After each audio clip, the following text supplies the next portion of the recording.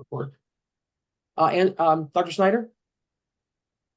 Hi, everyone. I'm Angela Snyder. I'm faculty in the School of Education, and I primarily work with doctoral students. Good to see everybody.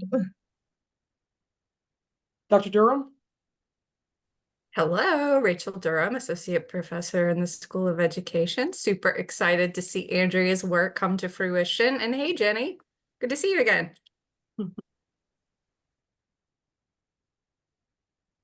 Dr. Bull? Good morning, everybody. I'm Kelly Bull, Professor, School of Education. I teach our master's level research course and some courses for English language learners for, classroom teachers who are teaching English language learners. So I'm excited to hear this dissertation defense. I enjoyed reading it. And then we have some chairs in the room. So Dr. Moriello, could you introduce yourself? Hi, everybody. I am Dr. Moriello, and I have the pleasure of being Andrea's dissertation chair.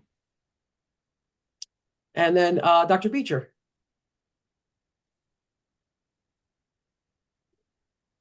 Good morning. Welcome everyone to this event for Andrea. I'm excited about this. I am the Director of Talent Development at Virginia Tech. Pleased to have been part of her adventure, this journey. Thank you. Okay, and then if you could, so we just have a few guests. We can maybe just tell what you're here for. So Melody, if you could start us off.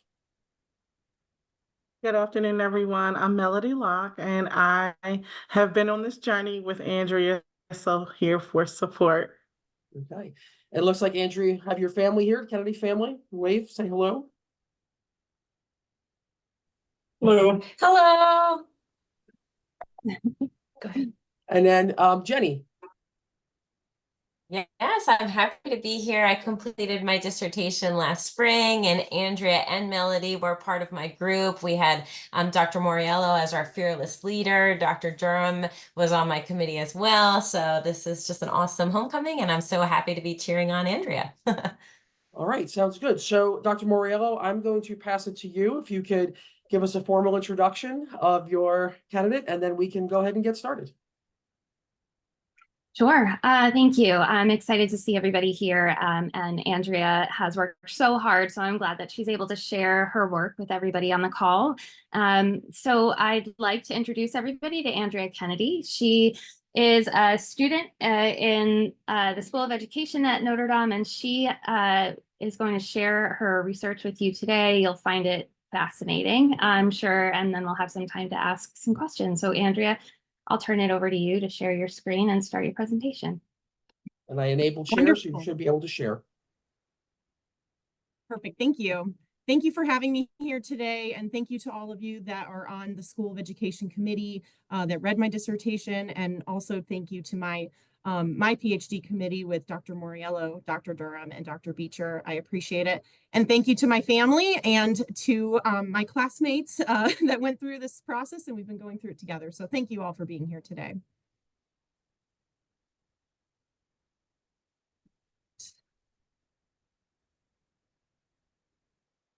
All right, you should see my shared screen now. So perfect.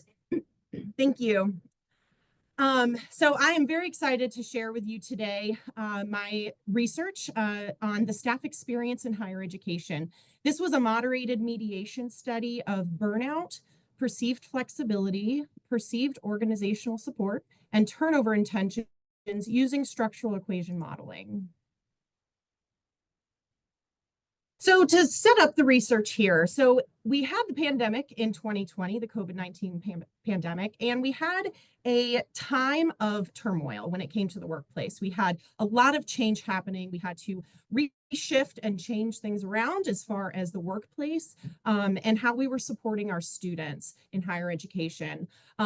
Simultaneously, just in the world, we also had record highs in the fall of 2021 with turnover, and it was kind of coined this time of the Great Resignation.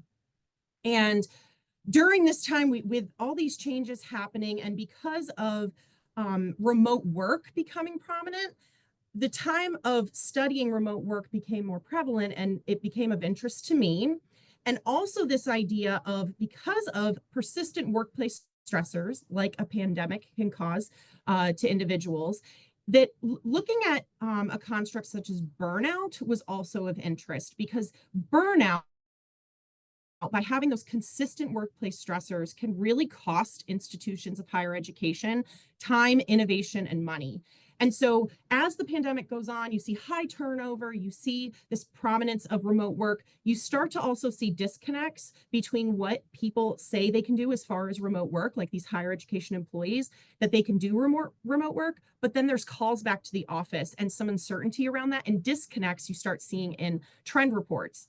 So during this time, it started to become that we need to study this and we need to understand, and particularly we need to understand with higher education workforce, particularly non-instructional staff. Non-instructional staff have not been studied, not just in this way, but they have not been studied much at all in the literature. And so that's a major gap that I found as I was researching.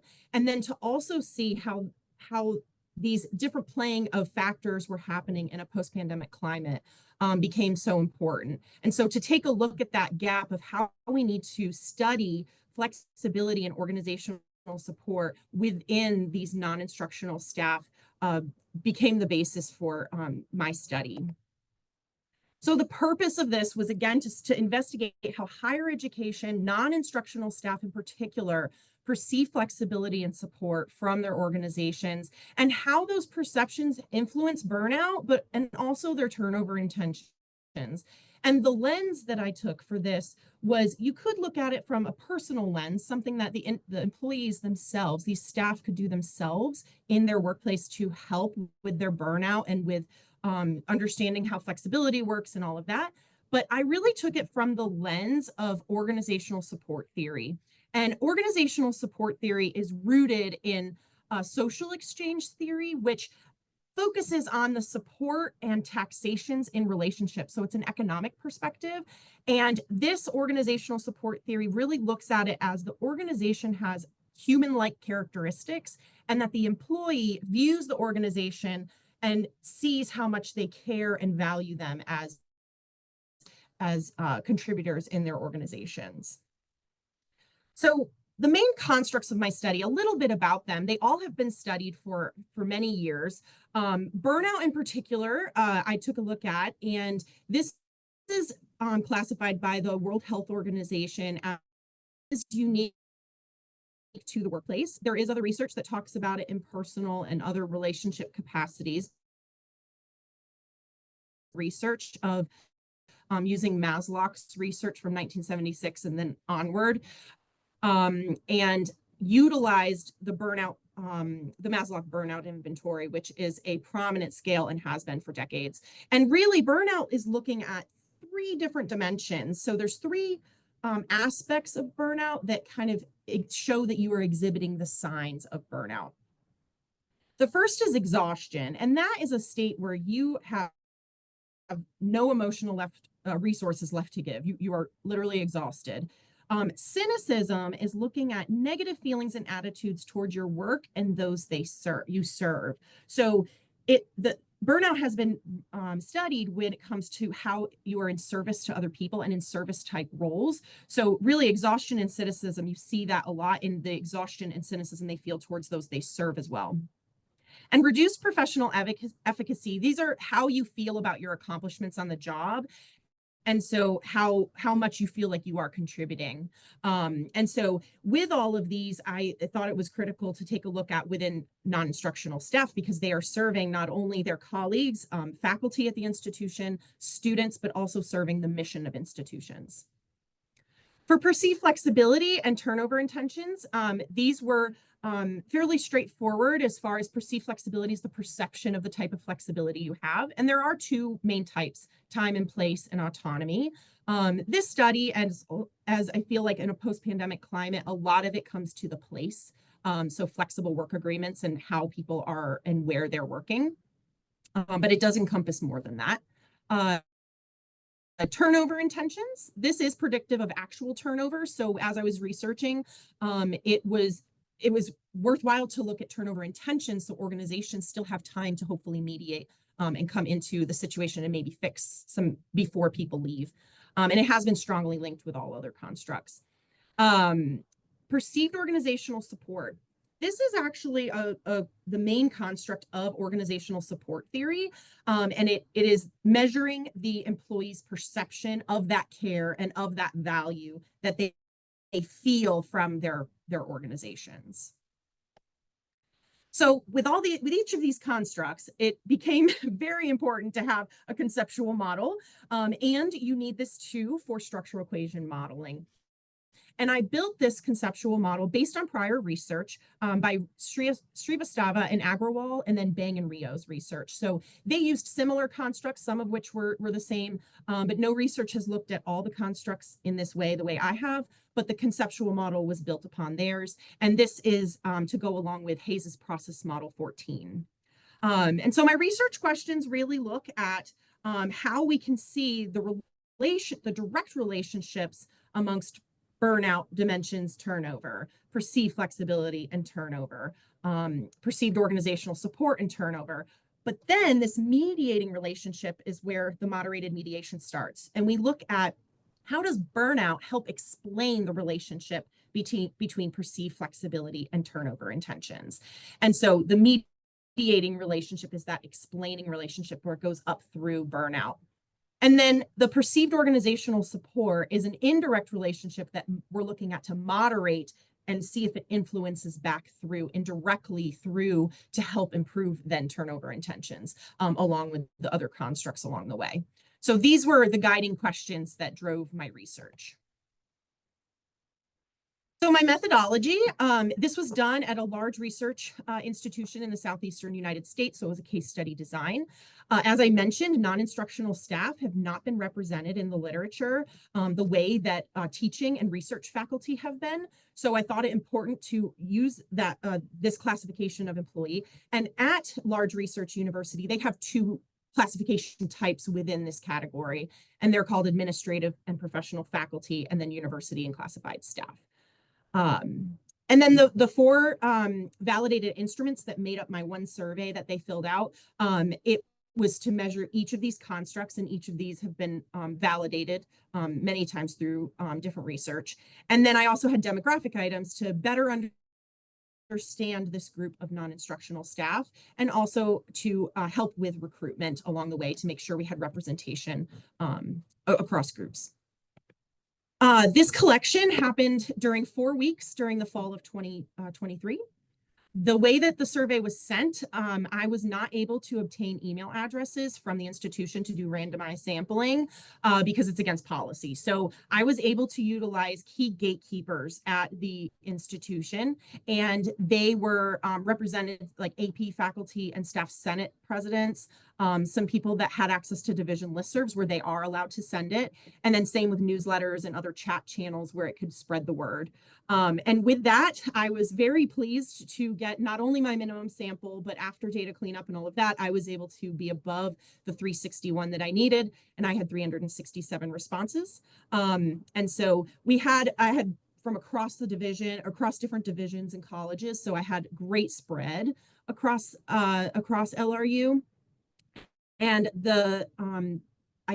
I'll talk about later some limitations, but we did get both AP faculty and staff, and I'll talk about those a little bit more later.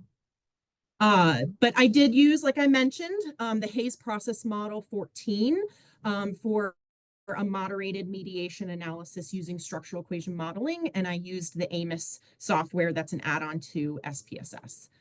And with the literature, I found that there was a need to show a stepwise approach. So I made sure to outline that in my paper because a lot of the literature and a lot of the research that I did on it, depending on the software you use, it can be different and you can see differences. And I wanted it to be abundantly clear so people could continue this research and know the steps that I took.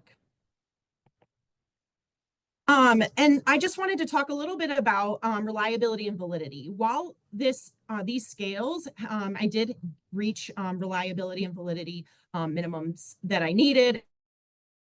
Everything was great. We did have, I did go into some extra steps with validity despite these already being validated scales, because non-instructional staff are not represented as much in the literature, and I wanted to make sure that these particular constructs were represented wholly and fully. So I did check for, of course, for validity as well, convergent construct validity and discriminant validity. So one of the other things with structural equation modeling is you have to do model fit assessments. This is basically to tell you that when you're creating your model in structural equation, your model, you have, you're representing the data and the way that the constructs are there when you start to do your bootstrapping and all of that. So basically it's to just understand fully that your model is representing your data. And I did have mostly acceptable fit, and there were some limitations, but as I did research, there were not enough to stop it. We had mostly acceptable fit. So for demographics, just to go over this a little bit, so we have some understanding of who responded, we did have pretty representative sample with race and ethnicity and also gender. Gender did have some differences with, we had this sample had more representation from women than from men. So that was a difference, but we still had some representation there. Another part that was really interesting was I had very similar as far as returning employees and new hires. And I also they didn't have census data to go off of, but I thought it was important, especially for setting up future research for non-instructional staff, time spent interacting with students and the amount of time that they are serving them. So the results of all of this, I was really excited with all this and got some really interesting parts to look at and to think about. So we first looked at burnout and what the direct relationship was, and we found significant results between cynicism and turnover intentions. So that was as expected. The next one was to take a look at perceived flexibility and how it had direct relationships with the 3 burnout dimensions, but also with turnover intentions. And we had positive, the appropriate associations as expected for those. The mediating relationship, because the other two burnout dimensions were not non-significant, construct that mediated the relationship. So what that told us was, as perceived flexibility and turnover intentions have this negative relationship, one is going up, one is going down, we can understand more because of cynicism, because it's explaining that weakening relationship, that weakened relationship. So part of their perceived flexibility to turnover intentions is going through cynicism. And I did want to look at POS, perceived organizational support, and its direct association to turnover intentions, and we did have a negative association there as expected. Some unexpected findings were the 2 dimensions, exhaustion and professional efficacy, leading to turnover. We did not have significant results there. The most surprising of that was exhaustion, because that has been heavily tied to turnover in the past. So there might be something with this sample. There might be something with the amount of time they've been in their role, situations like that. So there could be more to explore. Efficacy is one of the burnout dimensions that you don't always see in your sample significant results. So that one was a little less unexpected. Now, this was the model for the moderating part of this moderated mediation, and we did not see significant results for this particular model. So I thought that was interesting, and it was unexpected. Perceived organizational support has been studied with each of these constructs, not in this way and not all together. But it was interesting that with this particular model, it did not have significant results. So as far as what this means with the conceptual model and looking at it through the lens of my theoretical framework, because all constructs had these direct relationships, it was as expected. So it fell in line with what the literature has been showing. So we can see that these non-instructional staff are experiencing these constructs in the way that we would expect them to. The really interesting part is that cynicism piece. We may be finding through the sample that non-instructional staff may be feeling skeptical about the stability of their flexible work arrangements. So maybe organizations are like LRU have flexible work arrangements, which LRU does in many of the divisions, but maybe you're still seeing some turnover. And so this is where cynicism can come into play and help you understand that weakened relationship between those, that association of flexibility to turnover. And you may be having some instances of lack of trust, because if you remember, cynicism is about having negative feelings towards your work, but also those you serve. And with non-instructional staff serving their colleagues, serving students, and serving the mission of the institution, there may be something going on in the culture that you need to kind of tap into and understand. So looking at this organizational support theory lens, we want to see what organizations can do to better support their non-instructional staff. So a couple of limitations of the study. It was at one institution. So of course, having a non-randomized sample with snowball sampling and also having a case study, you're going to have generalizability limitations. One thing with structural equation modeling is you can't infer causation. And this university classified staff, so those two categories within non-instructional staff, the staff side was underrepresented. Like I talked about before, the percentages were a little bit different. We would have liked to have seen more staff participate. We had more AP faculty participate than staff. We did try to send additional messaging, and I sent out to my gatekeepers and some of my key contacts that sent messages out when they sent reminders to see if they could encourage staff to participate. And so we did get that number to raise, but that was a limitation. That's definitely worth noting. The minimum sample size was met. That was a very pleasant surprise, but also I'm really excited and grateful to my gatekeepers because they were able to send this survey out, and they were the ones that helped get this sample size met.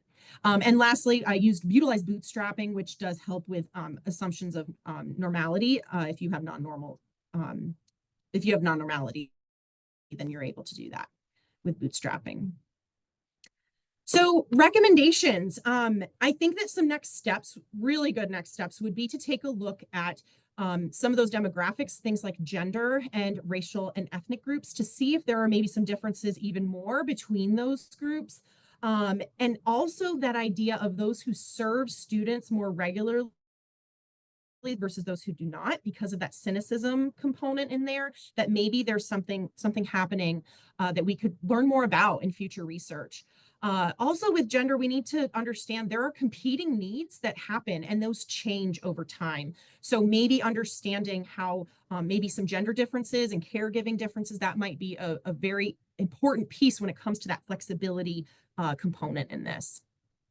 There are also in the literature nuances to cynicism. It has been seen to be a coping mechanism and even mediate between the other two dimensions of burnout. So there could be some reasoning there of why I didn't have some other significant results. And then also understanding what managers need and some support mechanisms for them would be really important due to those nuances of cynicism.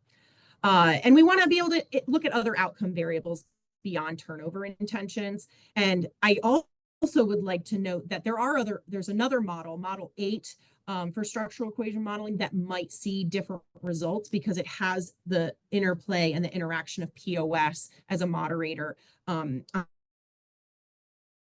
through. So that could be an interesting piece in future research. So strategic flexibility. This is something that is really interesting and really important, that just having a policy that says you can work remote 3 days a week, or you can set your schedule to be different for the next year, and then we'll reevaluate, something like that. It's allowing managers, they're kind of a key piece here, to be able to adapt and stay outcome focused with their team members and be able to utilize those health and well-being policies to best support their people over time as their needs change. And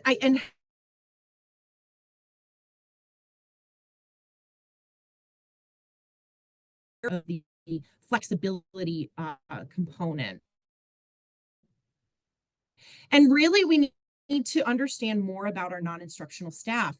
these group of employees make up more than half of the institution workforce. And so it's so important to understand them, and yet they haven't been studied as often. And when we see trend reports from the past few years of their expectations and reality being different, it's so important to keep understanding what's going on and expand this research for this key group. Also with more cynicism and understanding some psychological factors like motivation and disconnection, and being able to recognize those be seeing with non-instructional staff. And lastly, I wanted to talk about these implications of not having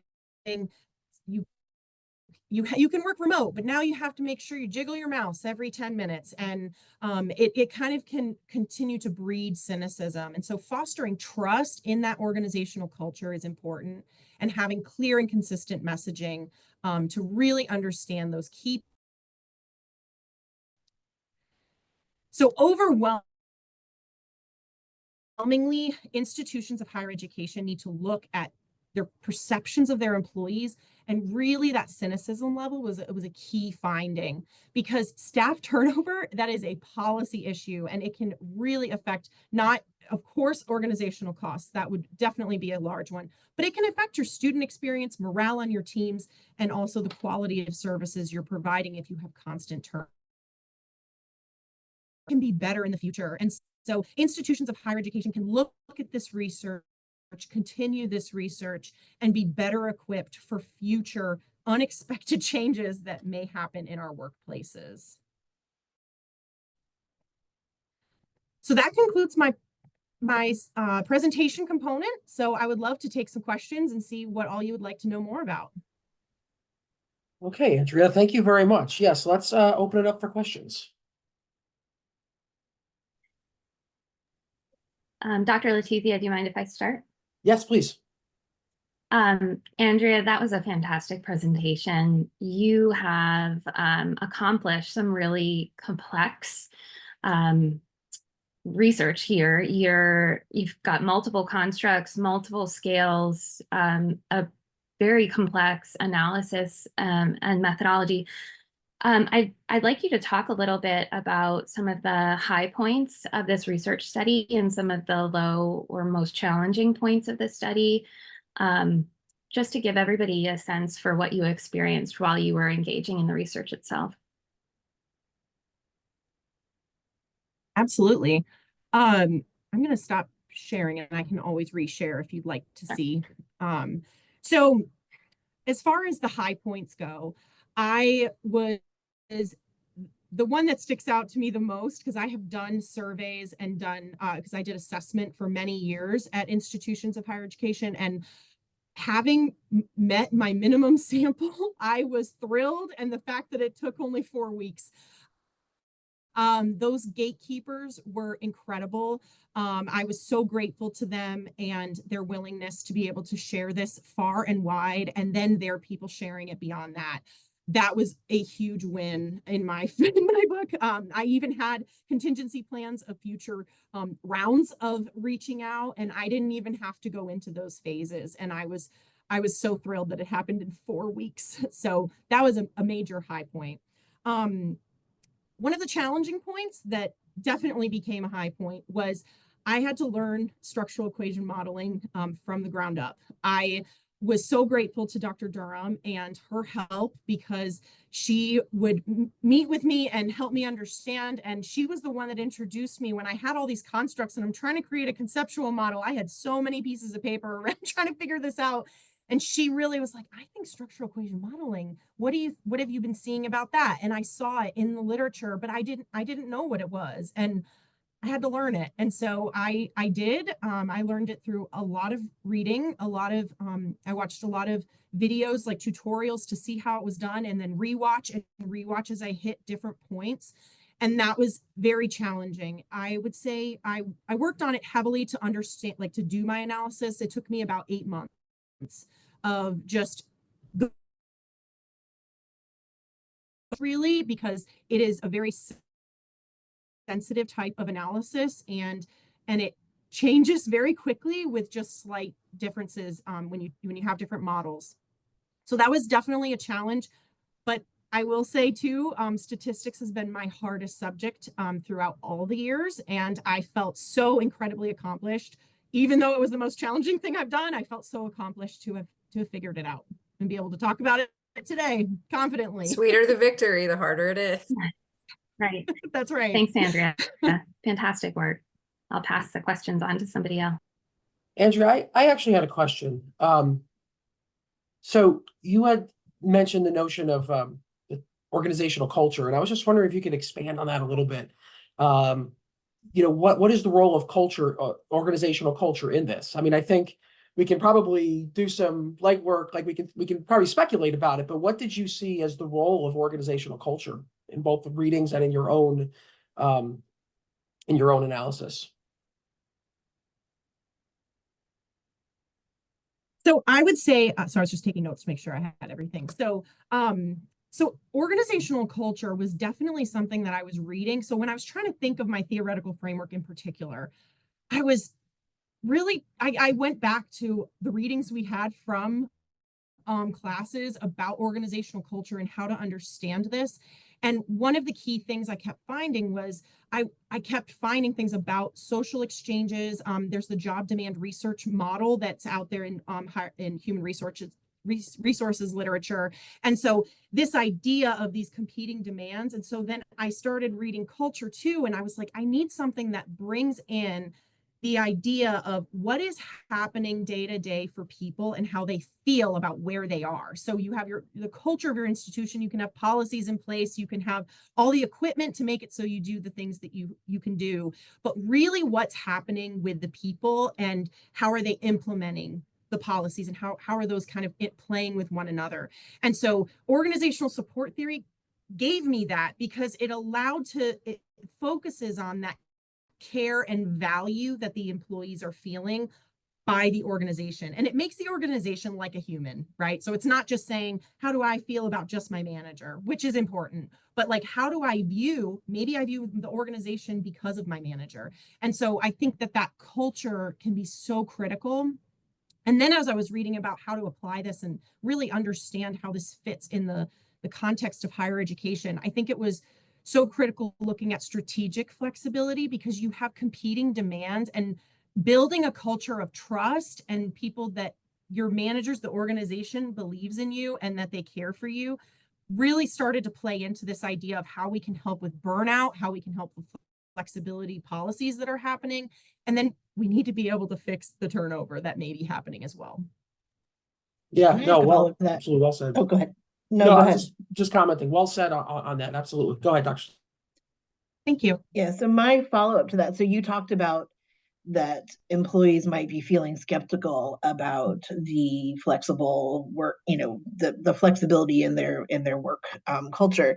And are you specifically talking about like the remote versus, being on campus work?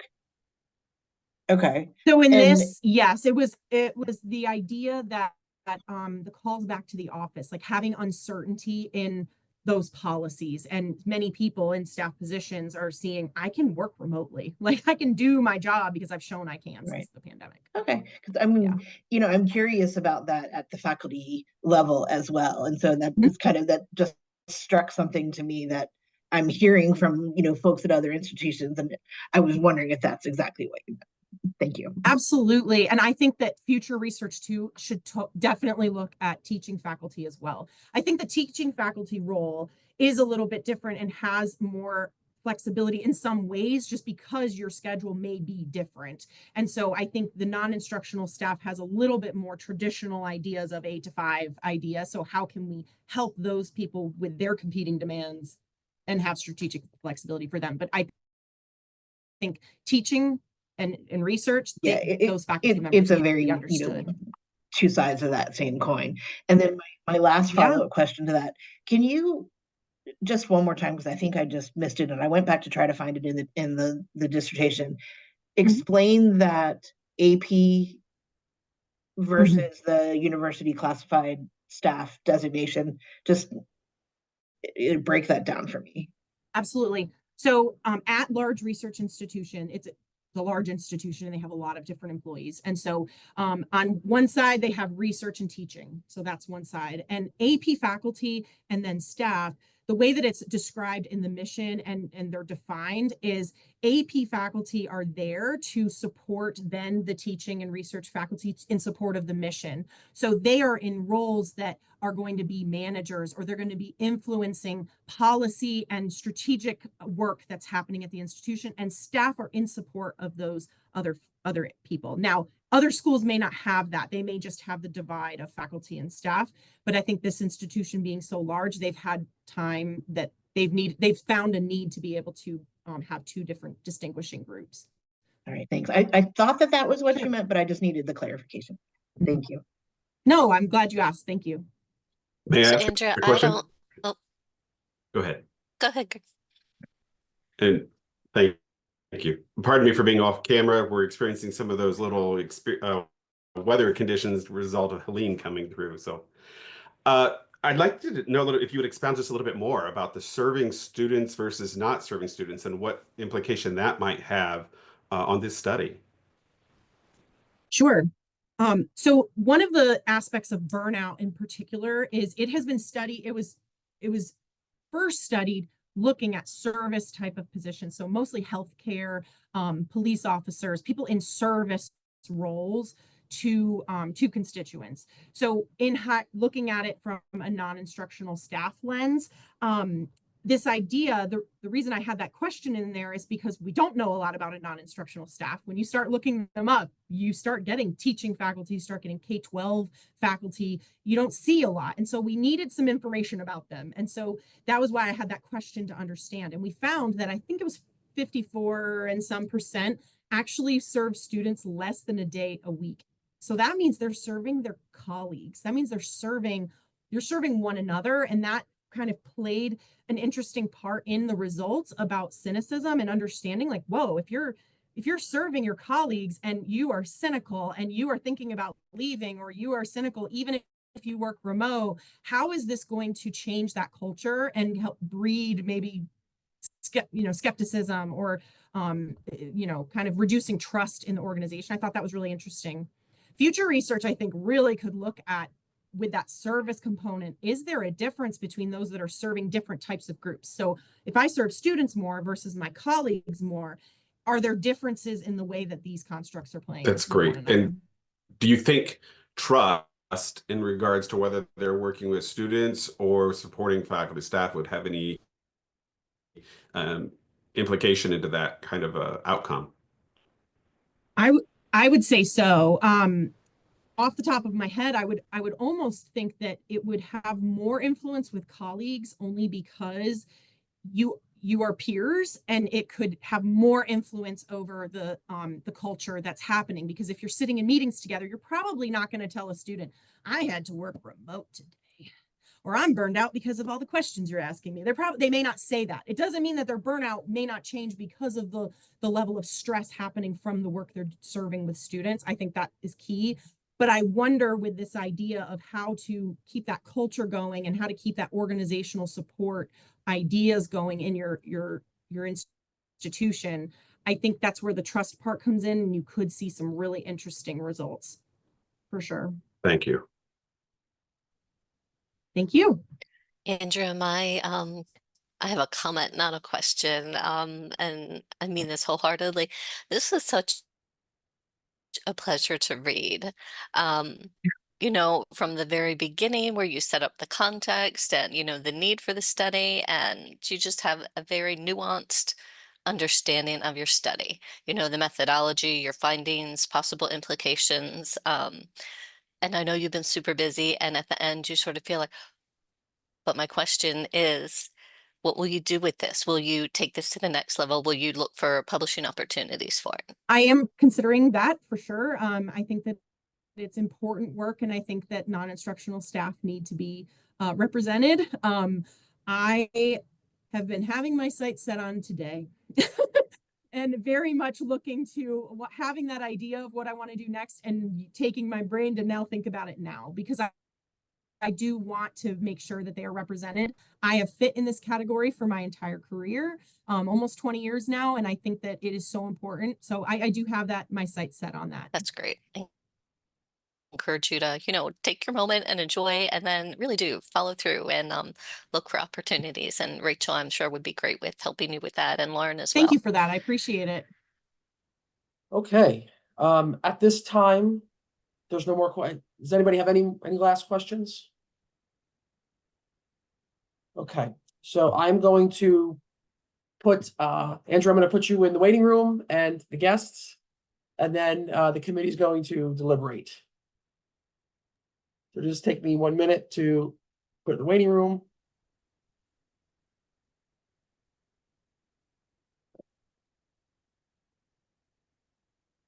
I know it's so awkward. I have to look and you're all looking at me trying to do this. Okay. And he's going to stop the recording too. And I need eventually. to stop the recording. Yes, let's Right. do that.